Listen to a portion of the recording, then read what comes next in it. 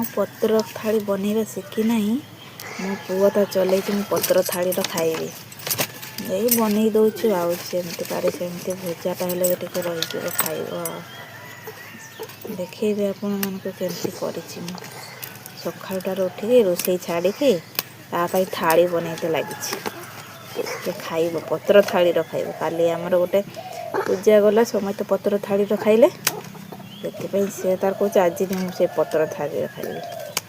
ପତ୍ର ନେଇକି ଆସିଛି, ତାକୁ ଥାଳି ବନେଇ ଦଉଛି।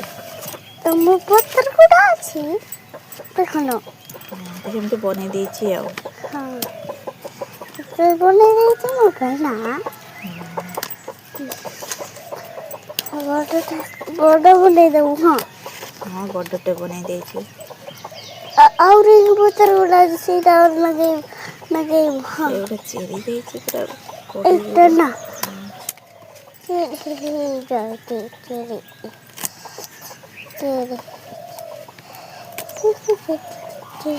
ଏଇ ବନେଇ ଦେଇ ସାରିଲିଣି। ଆଉ ଦେଖନ୍ତୁ ଥାଳି କେମିତି ହେଇଛି। ବନେଇଛି ଥାଳି।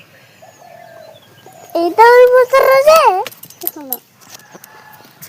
ଏବେ ଏଇ ଥାଳିର ଭୁଜା ଖାଇବ। କ'ଣ ଖାଇବୁ? ଭୁଜା ଖାଇବୁ। ଭୁଜା ଆଉ ଚିନି ଖାଇବୁ। ହଁ ମୋର ଖଲି ବନେଇଛି, ଫାଷ୍ଟ ଟାଇମ୍ ବନେଇଛି। ଏଇ ଜଣେ ଦେଖ କେମିତି ରାଗିକି ବସିଛି। ତରକାରୀର ଆଜି ଡାଲି, ଫୁଲକୋବି, ବିଲାତି ରାନ୍ଧିଲି। ତାକୁ କହୁଥିଲା କ'ଣ ନା ଡାଲି ଆଉ ବିଲାତି ରନ୍ଧା ହେବ, ଫୁଲକୋବି ରନ୍ଧା ହେବନି। ଫୁଲକୋବି ପକେଇଲି ବୋଲି ସେ ତ ରାଗିକି ବସିଛି। ଛୁଆ ଲୋ, ଚାହା ଟିକେ ଚାହିଁବୁନି, ରାଗି ଯାଇଛୁ।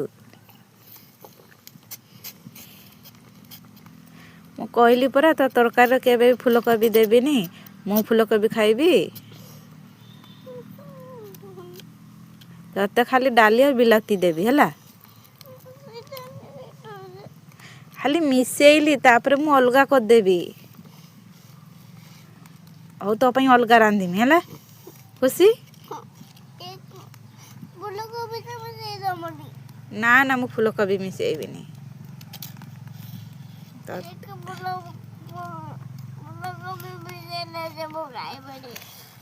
ମୁଁ ଜାଣିଛି ତୁ ଫୁଲକୋବି ଖାଇବୁନି, ଫୁଲକୋବି ମୁଁ ଖାଇମି।